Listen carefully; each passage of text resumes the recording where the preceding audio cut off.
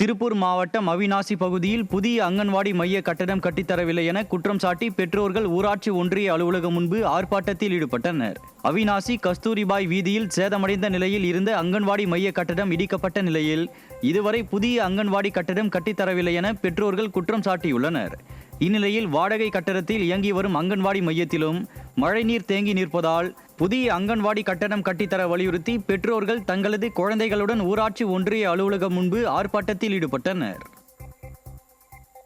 சென்னை திருவொற்றியூர் ஸ்ரீ ஆதிபுரீஸ்வரர் தியாகராஜ சுவாமி வடிவுடையம்மன் கோயிலில் பவனி பந்தல் இல்லாமல் தியாகராஜர் நடனமாடியதாக பக்தர்கள் குற்றம் சாட்டியுள்ளனர். ஸ்ரீ ஆதிபுரீஸ்வரர் தியாகராஜ சுவாமி வடிவுடையம்மன் கோயிலில் மாசி பிரமோற்சவ விழா நடைபெற்று வருகிறது.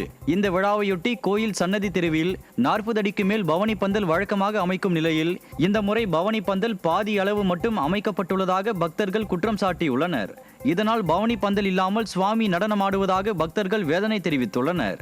திமுக ஆட்சியில் அறநிலையத்துறை மக்களின் காணிக்கை பணத்தை எடுப்பதில் மட்டுமே குறியாக உள்ளதாக பக்தர்கள் குற்றம் சாட்டியுள்ளனர். சேலம் மாவட்டம் மேட்டூர் அருகே கொளத்தூரில் வீட்டுமனை பட்டா வழங்க வலியுறுத்தி பொதுமக்கள் சாகும் வரை உண்ணாவிரத போராட்டத்தில் ஈடுபட்டனர். காந்தி நகர் பகுதியில் வசித்து வரும் மக்கள் அரசு புறம்போக்கு நிலத்தில் வீடு கட்டி வாழ்ந்து வருகின்றனர். இவர்கள் தங்களுக்கு வீட்டுமனை பட்டா வழங்க வேண்டும் என வலியுறுத்தி பலமுறை அதிகாரிகளிடம் மனு அளித்தும் இதுவரை நடவடிக்கை எடுக்கவில்லை என மக்கள் வேதனை தெரிவித்துள்ளனர். இந்நிலையில் அப்பகுதி மக்கள் பட்டா வழங்க வலியுறுத்தி சாகும் வரை உண்ணாவிரத போராட்டத்தில் ஈடுபட்டனர்.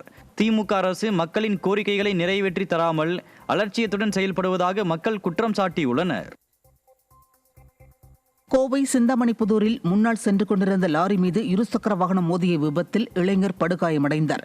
எல்&டி பைபாஸ் சாலையில் அதிவேகமாக இருசக்கர வாகனத்தில் சென்றவர் லாரியை இடதுபுறமாக முந்த முற்பட்ட போது எதிர்பாராத விதமாக லாரியின் பின்பக்கத்தில் மோதி விபத்து ஏற்பட்டது. விபத்து தொடர்பாக சிசிடிவியில் பதிவான காட்சிகள் வெளியாகி அதிர்ச்சியை ஏற்படுத்தியுள்ள நிலையில் படுகாயமடைந்த இளைஞர் மருத்துவமனையில் அனுமதிக்கப்பட்டுள்ளார்.